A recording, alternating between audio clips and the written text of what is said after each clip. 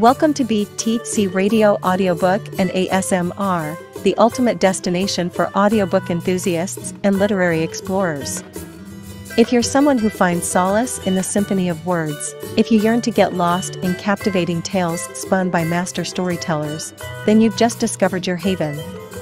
Join us on a journey where pages come to life through the power of sound, where every narrative nuance and character emotion is vividly painted in the theater of your mind. From timeless classics to contemporary gems, our channel is a sanctuary for those who believe that stories are meant to be heard. So, sit back, close your eyes, and let the magic of words transport you to distant worlds, one audiobook at a time.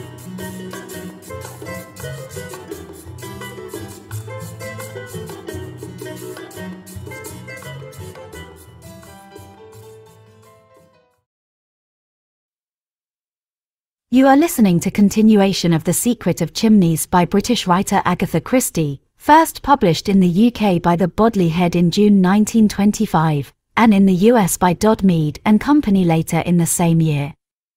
This work is in the public domain in the United States because it was published in 1925. The longest living author of this work died in 1976, so this work is in the public domain in countries and areas where the copyright term is the author's life plus 46 years or less. This work may be in the public domain in countries and areas with longer native copyright terms that apply the rule of the shorter term to foreign works. The Secret of Chimneys by Agatha Christie, Part 4. Disc 4.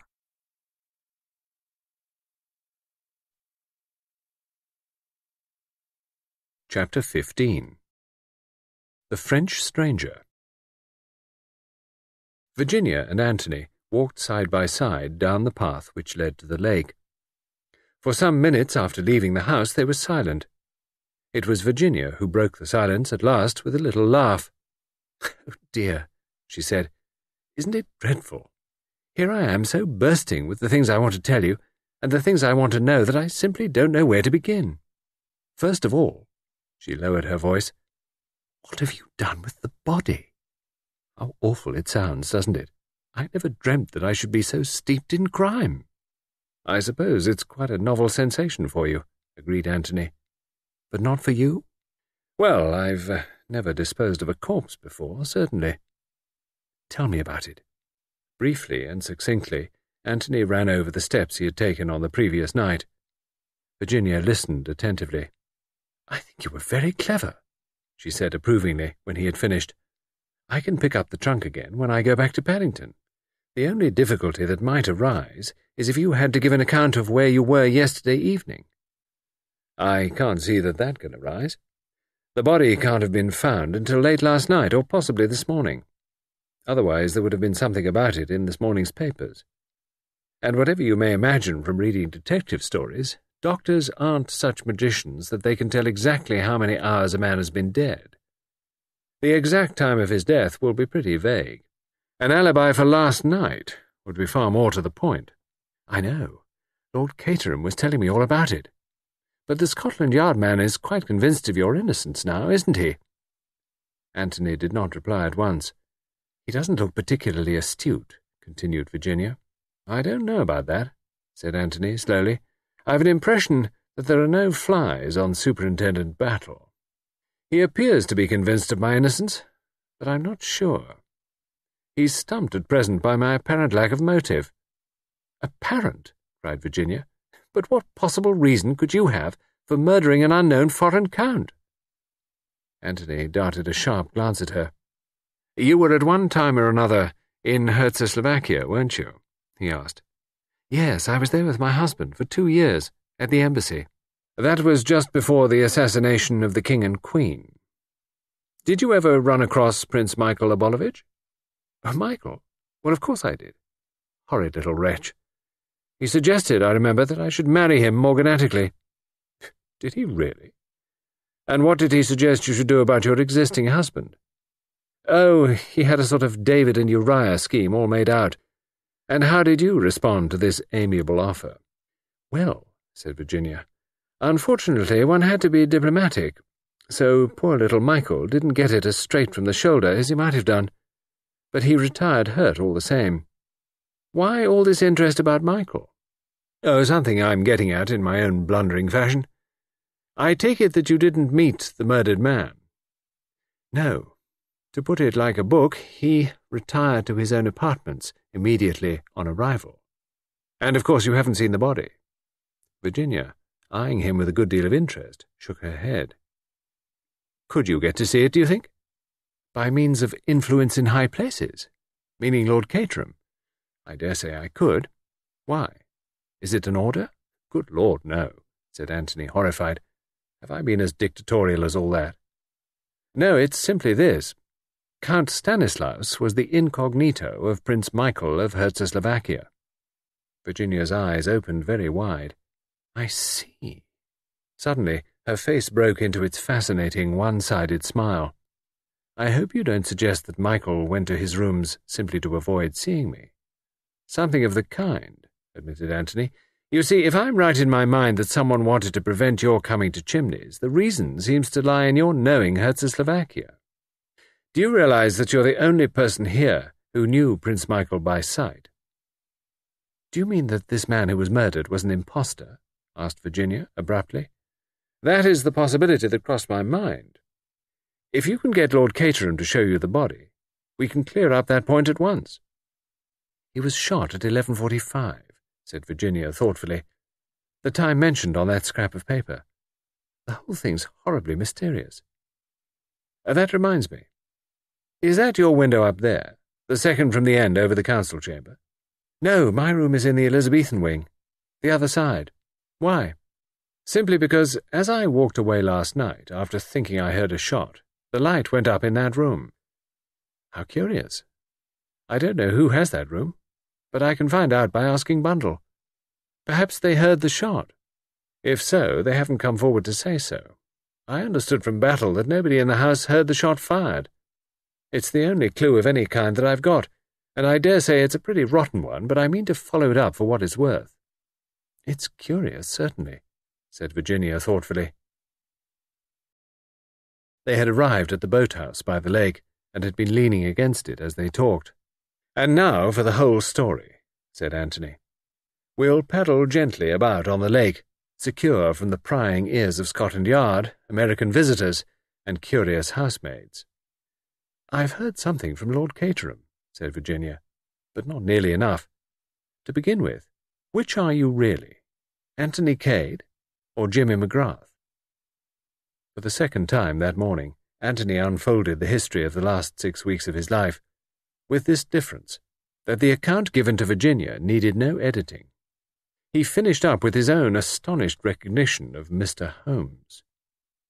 By the way, Mrs. Revel, he ended, I've never thanked you for imperiling your mortal soul by saying that I was an old friend of yours.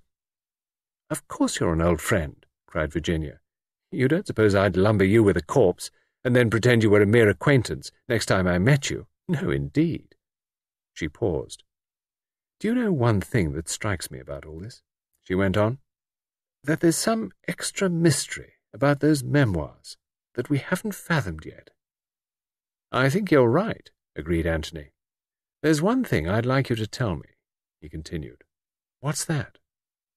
Why did you seem so surprised when I mentioned the name of Jimmy McGrath to you yesterday at Pont Street?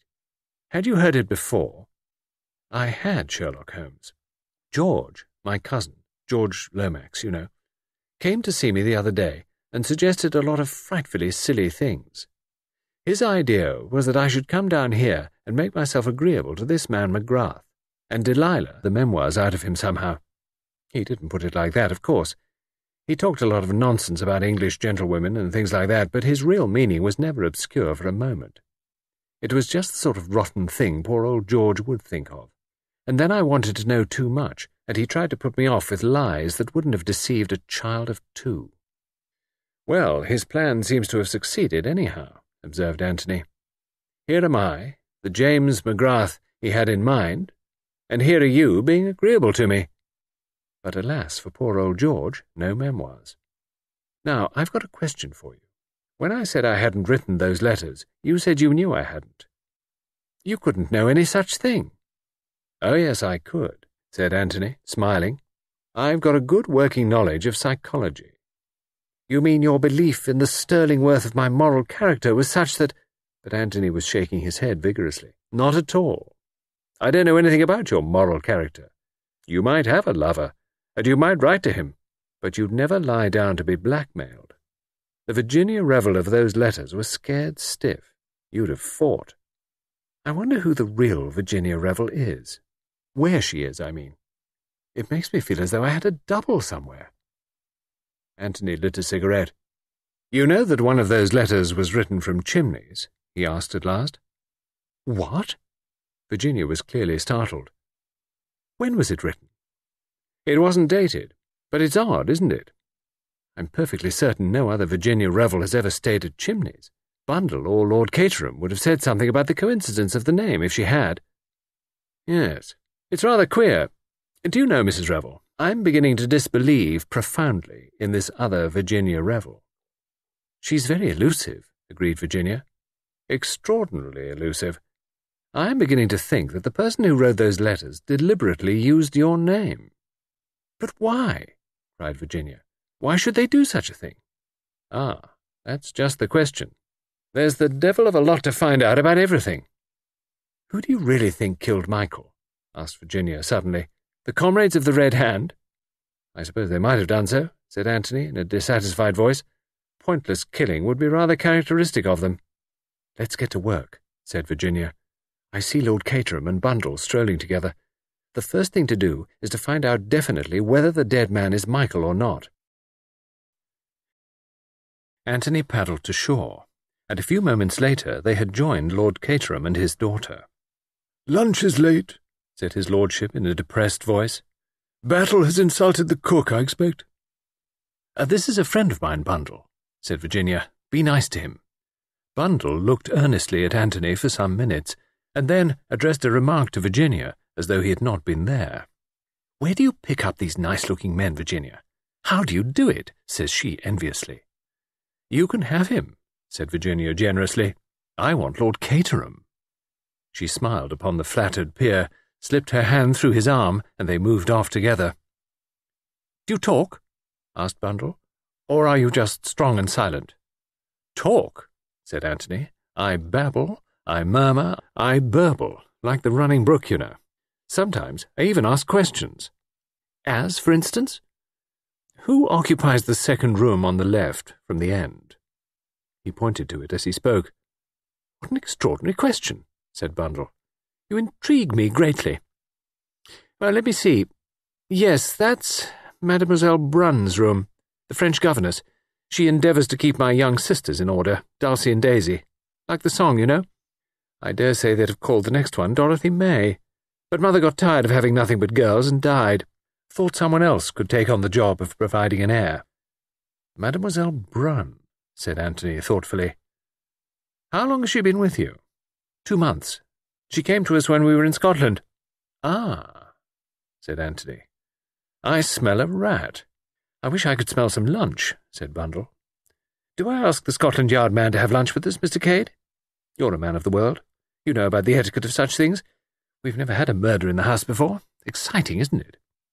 I'm sorry your character was so completely cleared this morning. I've always wanted to meet a murderer and see for myself if they're as genial and charming as the Sunday papers always say they are. God, what's that?" That seemed to be a taxi approaching the house. Its 2 occupants were a tall man with a bald head and a black beard, and a smaller and younger man with a black moustache.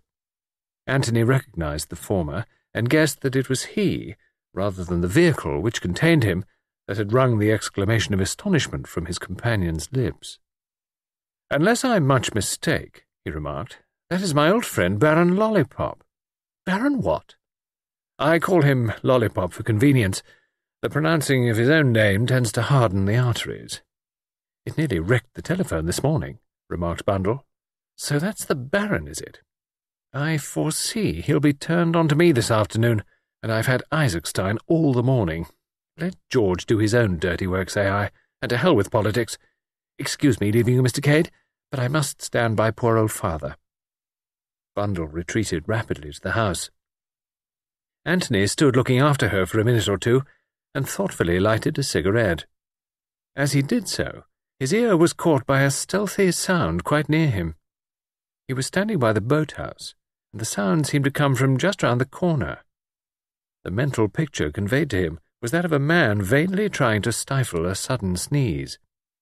Now, I very much wonder who's behind the boathouse, said Anthony to himself. We'd better see, I think. Suiting the action to the word, he threw away the match he had just blown out and ran lightly and noiselessly round the corner of the boathouse. He came upon a man who had evidently been kneeling on the ground and was just struggling to rise to his feet. He was tall, wore a light-coloured overcoat and glasses, and for the rest had a short, pointed black beard and slightly foppish manner. He was between 30 and 40 years of age, and altogether of a most respectable appearance. "What are you doing here?" asked Anthony. He was pretty certain that the man was not one of Lord Caterham's guests. "I ask your pardon," said the stranger with a marked foreign accent and what was meant to be an engaging smile. "It is that I wish to return to the Jolly Cricketers, and I have lost my way. Would monsieur be so good as to direct me?" "Oh, certainly," said Anthony. "But you don't go there by water, you know." "Huh?" said the stranger, with the air of one at a loss. "I said," repeated Anthony, with a meaning glance at the boathouse, "that you won't get there by water. There's a right-of-way across the park, some distance away, but all this is the private part. You're trespassing." "I am most sorry," said the stranger. "I lost my direction entirely. I thought I would come up here and inquire." Anthony refrained from pointing out that kneeling behind a boathouse was a somewhat peculiar manner of prosecuting inquiries. He took the stranger kindly by the arm. "You go this way," he said. "Right round the lake and straight on. You can't miss the path. When you get on it, turn to the left, and it'll lead you to the village. You're staying at the Cricketers, I suppose?" "I am, monsieur. Since this morning. Many thanks for your kindness in directing me." "Don't mention it," said Anthony. "I hope you haven't caught cold." "Huh?" said the stranger. "From kneeling on the damp ground, I mean," explained Anthony. "I fancied I heard you sneezing." "I may have sneezed," admitted the other. "Quite so," said Anthony. "But you shouldn't suppress a sneeze, you know. One of the most eminent doctors said so only the other day. It's frightfully dangerous. I don't remember exactly what it does to you, whether it's an inhibition or whether it hardens your arteries, but you must never do it. Good morning." "Good morning, and thank you, monsieur, for setting me on the right road." "Second suspicious stranger from village inn," murmured Anthony to himself, as he watched the other's retreating form, "and one that I can't place either. Appearance, that of a French commercial traveller. I don't quite see him as a comrade of the Red Hand. Does he represent yet a third party in the harassed state of Herzegovina? The French governess has the second window from the end. A mysterious Frenchman is found slinking round the grounds, listening to conversations that are not meant for his ears. I'll bet my hat there's something in it." Musing thus, Anthony retraced his steps to the house. On the terrace, he encountered Lord Caterham, looking suitably depressed, and two new arrivals. He brightened a little at the sight of Anthony. "Ah, there you are," he remarked. "Let me introduce you to Baron and Captain Andrassy, Mr. Anthony Cade." The Baron stared at Anthony with growing suspicion. "Mr. Cade?" he said stiffly. "I think not." "A word with you alone, Baron," said Anthony. "I can explain everything." The Baron bowed, and the two men walked down the terrace together. "Baron," said Anthony, "I must throw myself upon your mercy. I have so far strained the honour of an English gentleman as to travel to this country under an assumed name. I presented myself to you as Mr. James McGrath, but you must see for yourself that the deception involved was infinitesimal. You are doubtless acquainted with the works of Shakespeare, and his remarks about the unimportance of the nomenclature of roses. This case is the same. The man you wanted to see was the man in possession of the memoirs. I was that man. As you know only too well, I am no longer in possession of them. A neat trick, Baron. A very neat trick. Who thought of it? You, or your principal?" His Highness' own idea it was, and for anyone but him to carry it out he would not permit. He did it jolly well, said Anthony with approval. I never took him for anything but an Englishman. The education of an English gentleman did the prince receive, explained the Baron. The custom of Czechoslovakia it is. No professional could have pinched those papers better, said Anthony. May I ask, without indiscretion, what has become of them? Between gentlemen, began the Baron. You are too kind, Baron, murmured Anthony.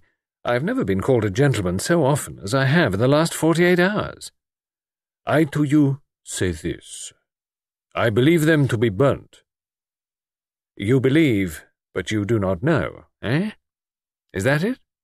His Highness, in his own keeping, retained them. His purpose it was to read them, and then, by the fire, destroy them. I see, said Anthony. All the same, they're not the kind of light literature you'd skim through in half an hour. Among the effects of my martyred master, they have not discovered been. It is clear, therefore, that burnt they are. Said Anthony. I wonder. He was silent for a minute or two, and then went on. I have asked you these questions, Baron, because, as you may have heard, I myself have been implicated in the crime. I must clear myself, absolutely, so that no suspicion attaches to me. Undoubtedly, said the Baron. Your honour demands it. Exactly, said Anthony. You put these things so well. I haven't got the knack of it. To continue, I can only clear myself by discovering the real murderer, and to do that I must have all the facts. The question of the memoirs is very important. It seems to me possible that to gain possession of them might be the motive for the crime. Tell me, Baron, is that a very far-fetched idea? The Baron hesitated for a moment or two. You yourself the memoirs have read? He asked cautiously, at length. I think I am answered, said Anthony, smiling. Now, Baron, there is just one more thing. I should like to give you fair warning that it is still my intention to deliver that manuscript to the publishers on Wednesday next, the 13th of October. The Baron stared at him. But you have no longer got it. On Wednesday next, I said. Today is Friday. That gives me 5 days to get hold of it again. But if it is burnt? I don't think it is burnt. I have good reasons for not believing so. As he spoke, they turned the corner of the terrace. A massive figure was advancing towards them. Anthony, who had not yet seen the great Mr. Hermann Isaacstein, looked at him with considerable interest. Ah, Baron, said Isaacstein, waving a big black cigar he was smoking. This is a bad business. A very bad business. My good friend Mr. Isaacstein, it is indeed, cried the Baron. All our noble edifice in ruins is. Anthony tactfully left the two gentlemen to their lamentations and retraced his steps along the terrace. Suddenly he came to a halt. A thin spiral of smoke was rising into the air, apparently from the very centre of the yew hedge. It must be hollow in the middle, reflected Anthony. I've heard of such things before. He looked swiftly to right and left of him. Lord Caterham was at the farther end of the terrace with Captain Andrassy. Their backs were towards him. Anthony bent down and wriggled his way through the massive yew. He had been quite right in his supposition. The yew hedge was really not one, but two. A narrow passage divided them. The entrance to this was about halfway up on the side of the house. There was no mystery about it, but no one seeing the yew hedge from the front would have guessed at the probability. Anthony looked down the narrow vista. About halfway down, a man was reclining in a basket chair. A half-smoked cigar rested on the arm of the chair, and the gentleman himself appeared to be asleep. Said Anthony to himself. Evidently Mr. Hiram Fish prefers sitting in the shade. Chapter 16. Tea in the Schoolroom. Anthony regained the terrace with the feeling uppermost in his mind that the only safe place for private conversations was the middle of the lake. The resonant boom of a gong sounded from the house, and Treadwell appeared in a stately fashion from a side door. "Luncheon is served, my lord." "Ah," said Lord Caterham, brisking up a little. "Lunch!" At that moment 2 children burst out of the house. They were high-spirited young women of 10 and 12, and though their names might be Dulcie and Daisy, as Bundle had affirmed, they appeared to be more generally known as Guggle and Winkle. They executed a kind of war dance, interspersed with shrill whoops, till Bundle emerged and quelled them. "Where's Mademoiselle?" she demanded. "She's got the migraine, the migraine, the migraine," chanted Winkle. "Hurrah!" said Guggle, joining in. Lord Caterham had succeeded in shepherding most of his guests into the house. Now he laid a restraining hand on Anthony's arm. "Come to my study," he breathed. "I've got something rather special there." Slinking down the hall, far more like a thief than like the master of the house, Lord Caterham gained the shelter of his sanctum. Here he unlocked a cupboard and produced various bottles. "Talking to foreigners always makes me so thirsty," he explained apologetically. "I don't know why it is." There was a knock on the door, and Virginia popped her head round the corner of it. "Got a special cocktail for me?" she demanded. "Of course," said Lord Caterham hospitably. "Come in." The next few minutes were taken up with serious rites. "I needed that," said Lord Caterham with a sigh, as he replaced his glass on the table. "As I said just now, I find talking to foreigners particularly fatiguing. I think it's because they're so polite. Come along. Let's have some lunch." He led the way to the dining room. Virginia put her hand on Anthony's arm and drew him back a little. "I've done my good deed for the day," she whispered. "I got Lord Caterham to take me to see the body." "Well?" demanded Anthony eagerly. One theory of his was to be proved or disproved. Virginia was shaking her head. "You were wrong," she whispered. "It's Prince Michael, all right." "Oh." Anthony was deeply chagrined. "And Mademoiselle had the migraine," he added aloud, in a dissatisfied tone. "What has that got to do with it?" Probably nothing, but I wanted to see her. You see, I've found out that Mademoiselle has the second room from the end, the one where I saw the light go up last night." "That's interesting." "Probably there's nothing in it. All the same, I mean to see Mademoiselle before the day is out." Lunch was somewhat of an ordeal. Even the cheerful impartiality of Bundle failed to reconcile the heterogeneous assembly. The Baron and Andrassy were correct, formal, full of etiquette, and had the air of attending a meal in a mausoleum. Lord Caterham was lethargic and depressed. Bill Eversley stared longingly at Virginia. George, very mindful of the trying position in which he found himself, conversed weightily with the Baron and Mr. Isaacstein. Guggle and Winkle, completely beside themselves with joy at having a murder in the house, had to be continually checked and kept under, whilst Mr. Hiram Fish slowly masticated his food and drawled out dry remarks in his own peculiar idiom. Superintendent Battle had considerately vanished, and nobody knew what had become of him. "Thank God that's over," murmured Bundle to Anthony as they left the table. "And George is taking the foreign contingent over to the Abbey this afternoon to discuss state secrets." "Oh, that will possibly relieve the atmosphere," agreed Anthony. "I don't mind the American so much," continued Bundle. "He and Father can talk first editions together quite happily in some secluded spot. Oh, Mr. Fish," as the object of their conversation drew near, "I'm planning a peaceful afternoon for you." The American bowed. "That's too kind of you, Lady Eileen." "Mr. Fish," said Anthony, "had quite a peaceful morning." Mr. Fish shot a quick glance at him. "Ah, you observed me then in my secluded retreat. There are moments, sir, when far from the madding crowd is the only motto for a man of quiet tastes." Bundle had drifted on, and the American and Anthony were left together.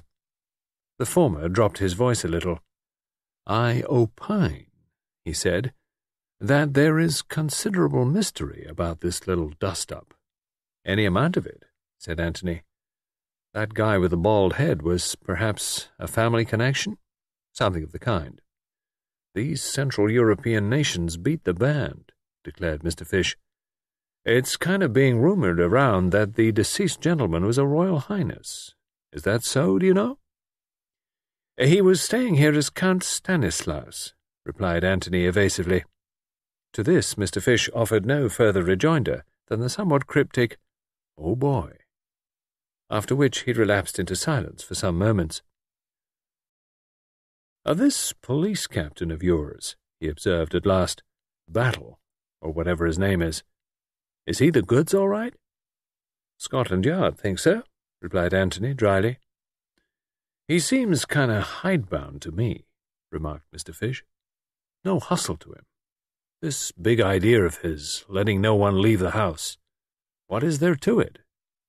He darted a very sharp look at Anthony as he spoke. "Everyone's got to attend the inquest tomorrow morning, you see. Oh, that's the idea, is it? No more to it than that?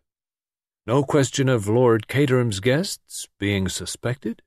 My dear Mr. Fish, I was getting a mite uneasy, being a stranger in this country. But of course, it was an outside job. I remember now. Window found unfastened, wasn't it?" "It was," said Anthony, looking straight in front of him. Mr. Fish sighed. After a minute or two, he said in a plaintive tone, "Young man, do you know how they get the water out of a mine?" "How?" "By pumping. But it's almighty hard work. Oh, I observe the figure of my genial host detaching itself from the group over yonder. I must join him." Mr. Fish walked gently away, and Bundle drifted back again. "Funny fish, isn't he?" she remarked. "He is." "It's no good looking for Virginia," said Bundle sharply. "I wasn't. You were. I don't know how she does it. It isn't what she says. I don't even believe it's what she looks. But oh boy, she gets there every time.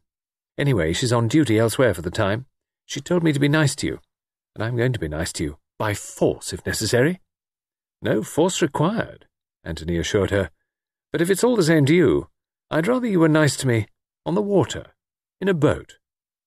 "Not a bad idea," said Bundle, meditatively. They strolled down to the lake together. "There's just one question I'd like to ask you," said Anthony, as he paddled gently out from the shore.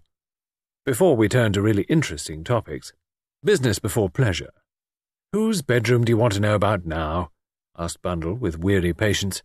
"Oh, nobody's bedroom for the moment, but I would like to know where you got your French governess from." "The man's bewitched," said Bundle. "I got her from an agency, and I pay her £100 a year, and her Christian name is Genevieve. Anything more you want to know?" "I will assume the agency," said Anthony. "What about her references?" "Oh, glowing. She lived for 10 years with the Countess of Whatnot."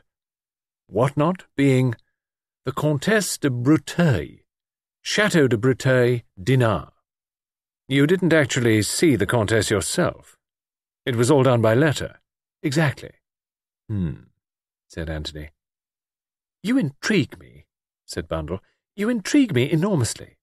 Is it love? Or crime?" "Probably sheer idiocy on my part. Let's forget it." "Let's forget it," says he negligently, having extracted all the information he wants. "Mr. Cade, who do you suspect?" "I rather suspect Virginia as being the most unlikely person. Or possibly Bill." "What about you?" "Member of the aristocracy, joins in secret the Comrades of the Red Hand. It would create a sensation, all right." Anthony laughed. He liked Bundle, though he was a little afraid of the shrewd penetration of her sharp grey eyes. "You must be proud of all this," he said suddenly, waving his hand towards the great house in the distance. Bundle screwed up her eyes and tilted her head on one side. "Yes, it means something, I suppose. But one's too used to it. Anyway, we're not here very much. Too deadly dull. We've been at Cowes and Deauville all the summer after town, and then up to Scotland. Chimneys has been swathed in dust sheets for about 5 months. Once a week they take the dust sheets off, and coaches of tourists come and gape and listen to Treadwell.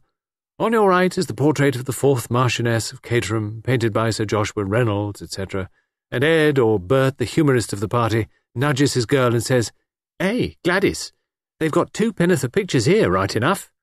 and then they go and look at more pictures and yawn and shuffle their feet and wish it was time to go home. Yet history has been made here once or twice, by all accounts. You've been listening to George, said Bundle sharply. That's the kind of thing he's always saying. But Anthony had raised himself on his elbow and was staring at the shore. Is that a third suspicious stranger I see standing disconsolately by the boathouse? Or is it one of the house party? Bundle lifted her head from the scarlet cushion. It's Bill, she said. He seems to be looking for something. He's probably looking for me, said Bundle, without enthusiasm.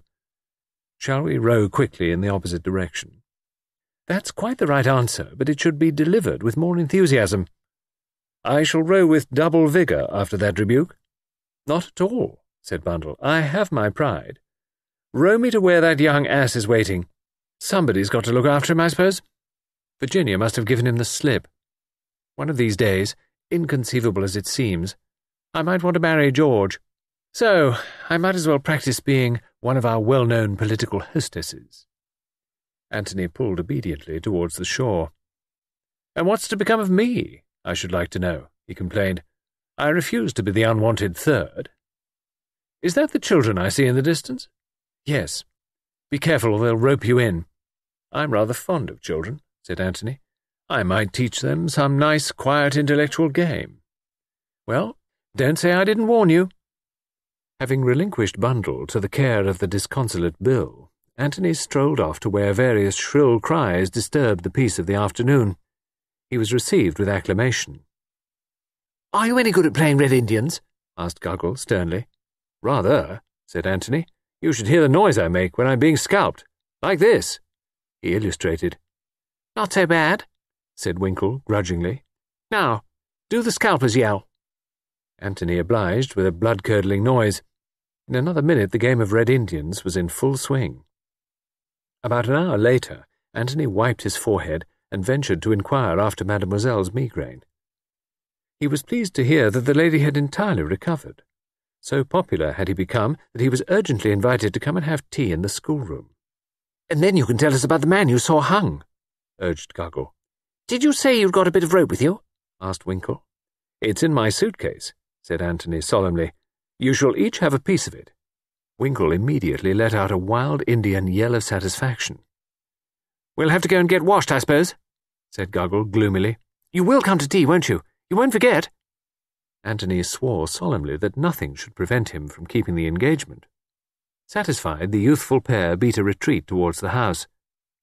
Anthony stood for a minute looking after them, and as he did so, he became aware of a man leaving the other side of a little copse of trees and hurrying away across the park. He felt almost sure that it was the same black-bearded stranger he had encountered that morning. Whilst he was hesitating whether to go after him or not, the trees just ahead of him were parted, and Mr. Hiram Fish stepped out into the open. He started slightly when he saw Anthony. "A peaceful afternoon, Mr. Fish?" inquired the latter. "I thank you, yes." Mr. Fish did not look as peaceful as usual, however. His face was flushed, and he was breathing hard, as though he had been running. He drew out his watch and consulted it. "I guess," he said softly, "it's just about time for your British institution of afternoon tea." Closing his watch with a snap, Mr. Fish ambled gently away in the direction of the house. Anthony stood in a brown study, and awoke with a start to the fact that Superintendent Battle was standing beside him. Not the faintest sound had heralded his approach, and he seemed literally to have materialized from space. "Where did you spring from?" asked Anthony irritably. With a slight jerk of his head, Battle indicated the little copse of trees behind him. "It seems a popular spot this afternoon," remarked Anthony. "You were very lost in thought, Mr. Cade?" "I was indeed. Do you know what I was doing, Battle? I was trying to put 2 and 1 and 5 and 3 together so as to make 4. And it can't be done, Battle. It simply can't be done." "There's difficulties that way," agreed the detective. "But you're just the man I wanted to see, Battle. I want to go away. Can it be done?" True to his creed, Superintendent Battle showed neither emotion nor surprise. His reply was easy and matter-of-fact. "That depends, sir, as to where you want to go." "I'll tell you exactly, Battle. I'll lay my cards upon the table. I want to go to Dinard, to the chateau of Madame la Comtesse de Breteuil. Can it be done?" "When do you want to go, Mr. Cade?" "Say tomorrow, after the inquest. I could be back here by Sunday evening." "I see," said the superintendent with peculiar solidity. "Well, what about it?" "I've no objection, provided you go where you say you're going and come straight back here. You're a man in 1,000, Battle. Either you have taken an extraordinary fancy to me, or else you're extraordinarily deep. Which is it?" Superintendent Battle smiled a little, but did not answer. "Well, well," said Anthony, "I expect you'll take your precautions. Discreet minions of the law will follow my suspicious footsteps. So be it. But I do wish I knew what it was all about." "I don't get you, Mr. Cade." "The memoirs. What all the fuss is about. Were they only memoirs? Or have you got something up your sleeve?" Battle smiled again. "Take it like this. I'm doing you a favour because you've made a favourable impression on me, Mr. Cade. I'd like you to work with me over this case. The amateur and the professional, they go well together. The one has the intimacy, so to speak, and the other the experience." "Well," said Anthony slowly, "I don't mind admitting that I've always wanted to try my hand at unravelling a murder mystery." "Any ideas about the case at all, Mr. Cade?" "Plenty of them," said Anthony, "but they're mostly questions." "As, for instance?" "Who steps into the murdered Michael's shoes? It seems to me that that is important." A rather wry smile came over Superintendent Battle's face. "I wondered if you'd think of that, sir. Prince Nicholas Obolovitch is the next heir, first cousin of this gentleman." "And where is he at the present moment?" asked Anthony, turning away to light a cigarette. "Don't tell me you don't know, Battle, because I shan't believe you." "We've reason to believe that he's in the United States. He was until quite lately, at all events, raising money on his expectations." Anthony gave vent to a surprised whistle. "I get you," said Anthony. "Michael was backed by England, Nicholas by America. In both countries, a group of financiers are anxious to obtain oil concessions. The Loyalist Party adopted Michael as their candidate. Now they'll have to look elsewhere. Gnashing of teeth on the part of Isaacstein & Co. and Mr. George Lomax. Rejoicings in Wall Street. Am I right?" "You're not far off," said Superintendent Battle. Said Anthony. "I almost dare swear that I know what you're doing in that copse." The detective smiled, but made no reply. "International politics are very fascinating," said Anthony. "But I fear I must leave you. I have an appointment in the schoolroom." He strode briskly away towards the house. Inquiries of the dignified Treadwell showed him the way to the schoolroom. He tapped on the door and entered, to be greeted by squeals of joy. Guggle and Winkle immediately rushed at him and bore him in triumph to be introduced to Mademoiselle. For the first time, Anthony felt a qualm. Mademoiselle Brunn was a small, middle-aged woman with a sallow face, pepper-and-salt hair, and a budding moustache. As the notorious foreign adventuress, she did not fit into the picture at all. "I believe," said Anthony to himself, "I'm making the most utter fool of myself. Never mind, I must go through with it now." He was extremely pleasant to Mademoiselle, and she, on her part, was evidently delighted to have a good-looking young man invade her schoolroom. The meal was a great success. But that evening, alone in the charming bedchamber that had been allotted to him, Anthony shook his head several times. "I'm wrong," he said to himself. "For the second time, I'm wrong. Somehow or other, I can't get the hang of this thing." He stopped in his pacing of the floor. "What the devil?" began Anthony. The door was being softly opened. In another minute, a man had slipped into the room and stood deferentially by the door. He was a big, fair man, squarely built, with high Slavonic cheekbones and dreamy, fanatic eyes. "Who the devil are you?" said Anthony, staring at him. I am Boris Anchukov. Prince Michael's servant, eh? That is so. I served my master. He is dead. Now I serve you. It's very kind of you, said Anthony, but I don't happen to want a valet. You are my master now. I will serve you faithfully. Yes, but look here, I don't need a valet. I can't afford one. Boris Anchukov looked at him with a touch of scorn. I do not ask for money. I served my master. So I will serve you, to the death. Stepping quickly forward, he dropped on one knee, caught Antony's hand, and placed it on his forehead. Then he rose swiftly, and left the room as suddenly as he had come. Antony stared after him, his face a picture of astonishment. That's damned odd, he said to himself. A faithful sort of dog. Curious, the instincts these fellows have. He rose and paced up and down. All the same, he muttered, it's awkward. Damned awkward, just at present. Chapter 17. A Midnight Adventure. The inquest took place on the following morning. It was extraordinarily unlike the inquests as pictured in sensational fiction. It satisfied even George Lomax in its rigid suppression of all interesting details. Superintendent Battle and the coroner, working together with the support of the chief constable, had reduced the proceedings to the lowest level of boredom. Immediately after the inquest, Anthony took an unostentatious departure. His departure was the one bright spot in the day for Bill Eversley. George Lomax, obsessed with the fear that something damaging to his department might leak out, had been exceedingly trying. Miss Oscar and Bill had been in constant attendance.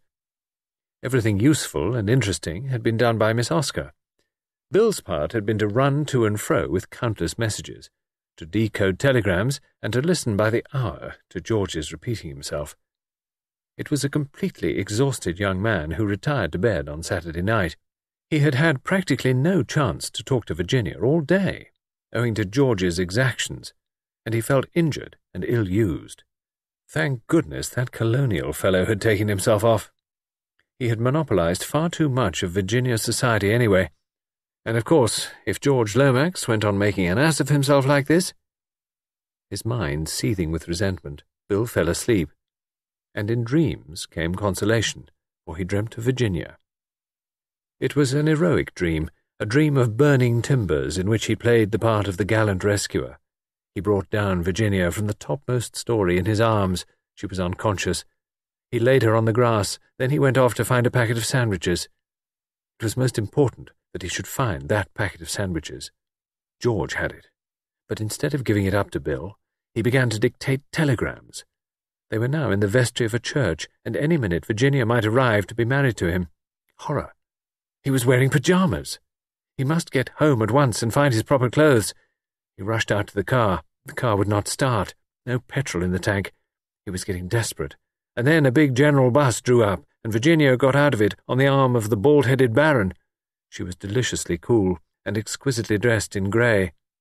She came over to him and shook him by the shoulders, playfully. "Bill," she said. "Oh, Bill." She shook him harder. "Bill," she said. "Wake up. Oh, do, wake up." Very dazed, Bill woke up. He was in his bedroom at Chimneys. But part of the dream was with him still. Virginia was leaning over him and was repeating the same words with variations. "Wake up, Bill. Oh, do wake up, Bill." Hello?" said Bill, sitting up in bed. What's the matter?" Virginia gave a sigh of relief. "Thank goodness. I thought you'd never wake up. I've been shaking you and shaking you. Are you properly awake now?" I think so," said Bill doubtfully. "You great lump," said Virginia. "The trouble I've had, my arms are aching." "These insults are uncalled for," said Bill with dignity. "Let me say, Virginia, that I consider your conduct most unbecoming. Not at all that of a pure young widow. Don't be an idiot, Bill. Things are happening." "What kind of things?" "Queer things. In the council chamber. I thought I heard a door bang somewhere, and I came down to see. And then I saw a light in the council chamber. I crept along the passage and peeped through the crack of the door. I couldn't see much, but what I could see was so extraordinary that I felt I must see more. And then, all of a sudden, I felt that I should like a nice, big, strong man with me, and you were the nicest and biggest and strongest man I could think of, so I came in and tried to wake you up quietly, but I've been ages doing it." "I see," said Bill. "And what do you want me to do now? Get up and tackle the burglars?" Virginia wrinkled her brows. "I'm not sure that they are burglars, Bill. It's very queer. But let's waste time talking. Get up." Bill slipped obediently out of bed. "Wait while I don a pair of boots. The big ones with nails in them. However big and strong I am, I'm not going to tackle hardened criminals with bare feet." "I like your pyjamas, Bill," said Virginia dreamily. "Brightness without vulgarity." "While we're on the subject," remarked Bill, reaching for his second boot, "I like that thingamabob of yours. It's a pretty shade of green. What do you call it? It's not just a dressing gown, is it?" "It's a negligee," said Virginia. "I'm glad you've led such a pure life, Bill." "I haven't," said Bill indignantly. "You've just betrayed the fact. You're very nice, Bill, and I like you. I dare say that tomorrow morning, say about 10 o'clock, a good, safe hour for not unduly exciting the emotions, I might even kiss you." "I always think these things are best carried out on the spur of the moment," suggested Bill. "We've other fish to fry," said Virginia. "If you don't want to put on a gas mask and a shirt of chain mail, shall we start?" "I'm ready," said Bill. He wriggled into a lurid silk dressing gown and picked up a poker. "The orthodox weapon," he observed. "Come on," said Virginia, "and don't make a noise." They crept out of the room and along the corridor, and then down the wide double staircase. Virginia frowned as they reached the bottom of it. "Those boots of yours aren't exactly domes of silence, are they, Bill?" "Nails will be nails," said Bill. "I'm doing my best." "You'll have to take them off," said Virginia firmly. Bill groaned. "You can carry them in your hand. I want to see if you can make out what's going on in the council chamber. Bill, it's awfully mysterious. Why should burglars take a man in armour to pieces?" "Well, I suppose they can't take him away whole very well. They disarticulate him and pack him neatly." Virginia shook her head, dissatisfied. "What should they want to steal a mouldy old suit of armour for? Why, Chimneys is full of treasures that are much easier to take away." Bill shook his head. "How many of them are there?" he asked, taking a firmer grip of his poker. "I couldn't see properly. You know what a keyhole is. And they only had a flashlight." "I expect they've gone by now," said Bill hopefully. He sat on the bottom stair and drew off his boots. Then, holding them in his hand, he crept along the passage that led to the council chamber, Virginia close behind him. They halted outside the massive oak door. All was silent within, but suddenly Virginia pressed his arm, and he nodded. A bright light had shone for a minute through the keyhole. Bill went down on his knees and applied his eye to the orifice. What he saw was confusing in the extreme. The scene of the drama that was being enacted inside was evidently just to the left, out of his line of vision. A subdued chink every now and then seemed to point to the fact that the invaders were still dealing with the figure in armour. There were two of these, Bill remembered. They stood together by the wall, just under the Holbein portrait. The light of the electric torch was evidently being directed upon the operations in progress. It left the rest of the room nearly in darkness. Once a figure flitted across Bill's line of vision, but there was not sufficient light to distinguish anything about it. It might have been that of a man or a woman. In a minute or two it flitted back, and then the subdued chinking sounded again. Presently there came a new sound, a faint tap-tap of knuckles on wood. Bill sat back on his heels suddenly. "What is it?" whispered Virginia. "Nothing. It's no good going on like this. We can't see anything, and we can't guess what they're up to. I must go in and tackle them." He drew on his boots and stood up. "Now, Virginia, listen to me. We'll open the door as softly as possible. You know where the switch of the electric light is?"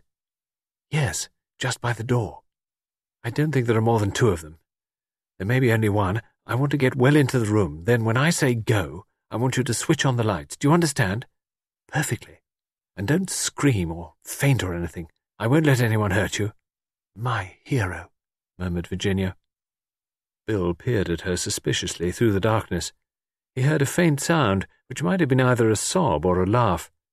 Then he grasped the poker firmly and rose to his feet. He felt that he was fully alive to the situation. Very softly, he turned the handle of the door. It yielded and swung gently inwards. Bill felt Virginia close beside him. Together they moved noiselessly into the room. At the farther end of the room, the torch was playing upon the Holbein picture. Silhouetted against it was the figure of a man, standing on a chair and gently tapping on the panelling. His back, of course, was to them, and he merely loomed up as a monstrous shadow. What more they might have seen cannot be told, for at that moment Bill's nails squeaked upon the parquet floor. The man swung round, directing the powerful torch full upon them, and almost dazzling them with the sudden glare. Bill did not hesitate. "Go!" he roared to Virginia, and sprang for his man, as she obediently pressed down the switch of the electric lights. The big chandelier should have been flooded with light, but instead all that happened was the click of the switch. The room remained in darkness. Virginia heard Bill curse freely. The next minute the air was filled with panting, scuffling sounds. The torch had fallen to the ground and extinguished itself in the fall. There was the sound of a desperate struggle going on in the darkness, but as to who was getting the better of it, and indeed as to who was taking part in it, Virginia had no idea. Had there been anyone else in the room besides the man who was tapping the panelling? There might have been. Their glimpse had been only a momentary one. Virginia felt paralyzed. She hardly knew what to do. She dared not try to join in the struggle. To do so might hamper and not aid Bill. Her one idea was to stay in the doorway, so that anyone trying to escape should not leave the room that way. At the same time, she disobeyed Bill's express instructions and screamed loudly and repeatedly for help. She heard doors opening upstairs and a sudden gleam of light from the hall and the big staircase. If only Bill could hold his man until help came. But at that minute there was a final terrific upheaval. They must have crashed into one of the figures in armour, for it fell to the ground with a deafening noise. Virginia saw dimly a figure springing for the window, and at the same time heard Bill cursing and disengaging himself from fragments of armour. For the first time she left her post and rushed wildly for the figure at the window. But the window was already unlatched. The intruder had no need to stop and fumble for it. He sprang out and raced away down the terrace and round the corner of the house. Virginia raced after him. She was young and athletic, and she turned the corner of the terrace not many seconds after her quarry. But there she ran headlong into the arms of a man who was emerging from a small side door. It was Mr. Hiram P. Fish.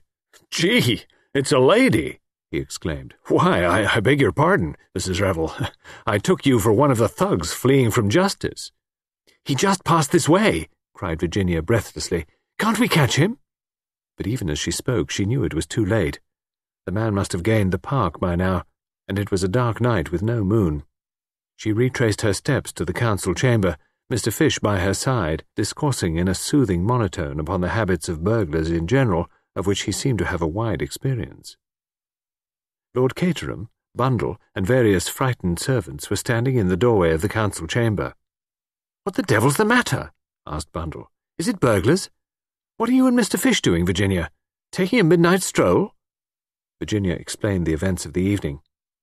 "How frightfully exciting," commented Bundle. "You don't usually get a murder and a burglary crowded into one weekend. What's the matter with the lights in here? They're all right everywhere else." That mystery was soon explained. The bulbs had simply been removed and laid in a row against the wall. Mounted on a pair of steps, the dignified Treadwell, dignified even in undress, restored illumination to the stricken apartment. "If I am not mistaken," said Lord Caterham in his sad voice as he looked around him, "this room has recently been the centre of somewhat violent activity." There was some justice in the remark. Everything that could have been knocked over had been knocked over. The floor was littered with splintered chairs, broken china, and fragments of armour. "How many of them were there?" asked Bundle. "It seems to have been a desperate fight." "Only one, I think," said Virginia. But even as she spoke, she hesitated a little. Certainly only one person, a man, had passed out through the window. But as she had rushed after him, she had a vague impression of a rustle somewhere close at hand. If so, the second occupant of the room could have escaped through the door. Perhaps, though, the rustle had been an effect of her own imagination. Bill appeared suddenly at the window. He was out of breath and panting hard. "Damn the fellow!" he exclaimed wrathfully. "He's escaped. I've been hunting all over the place.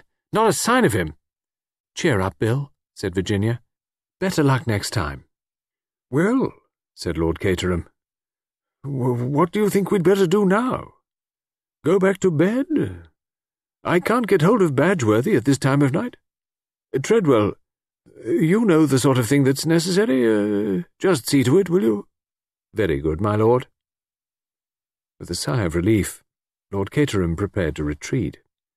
"That beggar Isaacstein sleeps soundly," he remarked, with a touch of envy. "You'd have thought all this row would have brought him down." He looked across at Mr. Fish. "Oh, you found time to dress, I see," he added. "I flung on a few articles of clothing, yes," admitted the American. "Very sensible of you," said Lord Caterham. "Damn chilly things, pyjamas." He yawned. In a rather depressed mood, the house party retired to bed. Chapter 18. Second Midnight Adventure. The first person that Anthony saw as he alighted from his train on the following afternoon was Superintendent Battle. His face broke into a smile. "I've returned according to contract," he remarked. "Did you come down here to assure yourself of the fact?" Battle shook his head. "I wasn't worrying about that, Mr. Cade. I happened to be going to London, that's all." "You have such a trustful nature, Battle." "Do you think so, sir?" "No. I think you're deep. Very deep. Still waters, you know, and all that sort of thing. So, you're going to London?" "I am, Mr. Cade." "I wonder why." The detective did not reply. "You're so chatty," remarked Anthony. "That's what I like about you." A far-off twinkle showed in Battle's eyes. "What about your own little job, Mr. Cade?" he inquired. "How did that go off?" "I've drawn blank, Battle. For the second time I've been proved hopelessly wrong. Galling, isn't it?" "What was the idea, sir, if I may ask?" "I suspected the French governess, Battle. A, upon the grounds of her being the most unlikely person, according to the canons of the best fiction. B, because there was a light in her room on the night of the tragedy." "Well, that wasn't much to go upon." "You're quite right, it was not. But I discovered that she had only been here a short time, and I also found a suspicious Frenchman spying round the place. You know all about him, I suppose?" "Oh, you mean the man who calls himself Monsieur Chells, staying at the Cricketers? A traveller in silk?" "Oh, that's it, is it? What about him? What does Scotland Yard think?" "His actions have been suspicious," said Superintendent Battle, expressionlessly. "Very suspicious, I should say. Well, I put two and two together. French governess in the house, French stranger outside.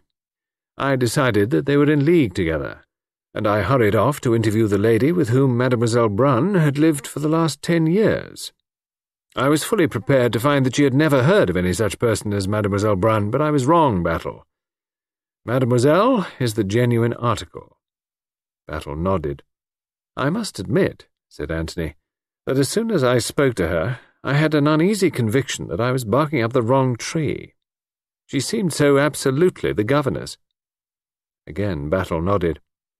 "All the same, Mr. Cade, you can't always go by that. Women especially can do a lot with make-up. I've seen quite a pretty girl with the colour of her hair altered, a sallow complexion stain, slightly reddened eyelids, and most efficacious of all, dowdy clothes, who would fail to be identified by 9 people out of 10 who had seen her in her former character. Men haven't got quite the same pull. You can do something with the eyebrows, and, of course, different sets of false teeth alter the whole expression. But there are always the ears. There's an extraordinary lot of character in ears, Mr. Cade." "Don't look so hard at mine, Battle," complained Anthony. "You make me quite nervous." "Oh, I'm not talking of false beards and grease paint," continued the superintendent. "That's only for books. No, there are very few men who can escape identification and put it over on you. In fact, There's only one man I know who has a positive genius for impersonation. King Victor. Ever heard of King Victor, Mr. Cade?" There was something so sharp and sudden about the way the detective put the question that Anthony checked the words that were rising to his lips. "King Victor," he said reflectively instead. "Somehow I seem to have heard the name. One of the most celebrated jewel thieves in the world. Irish father, French mother. Can speak 5 languages at least. He's been serving a sentence, but his time was up a few months ago."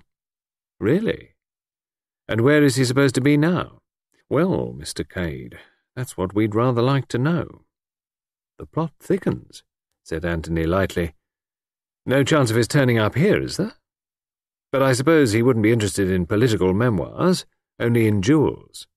"There's no saying," said Superintendent Battle. "For all we know, he may be here already. Disguised as the second footman. Splendid. You'll recognize him by his ears and cover yourself with glory. Quite fond of your little joke, aren't you, Mr. Cade? By the way, what do you think of that curious business in Staines?" "Staines?" said Anthony. "What's been happening at Staines?" "It was in Saturday's papers. I thought you might have seen about it. Man found by the roadside. Shot. A foreigner. It was in the papers again today, of course." "Oh, I did see something about it," said Anthony carelessly. "Not suicide, apparently." "No, there was no weapon. As yet, the man hasn't been identified." "You seem very interested," said Anthony, smiling. "No connection with Prince Michael's death, is there?" His hand was quite steady. So were his eyes. Was it his fancy that Superintendent Battle was looking at him with peculiar intentness? "Seems to be quite an epidemic of that sort of thing," said Battle. "But, well, I dare say there's nothing in it." He turned away, beckoning to a porter as the London train came thundering in. Anthony drew a faint sigh of relief. End of Disc 4.